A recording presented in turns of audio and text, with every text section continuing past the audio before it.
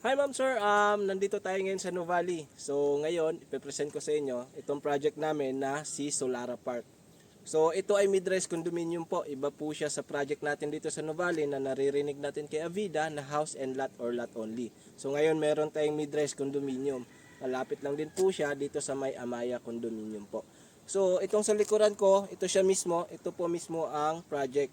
So malawak siya hanggang dulo po. Sir, ito yung malawak na location ni Solara. Ito siya, ito mismo nasa gilid ko, makikita nyo. Yan po yung mismong location kung saan itatayo itong mid-rise condominium natin.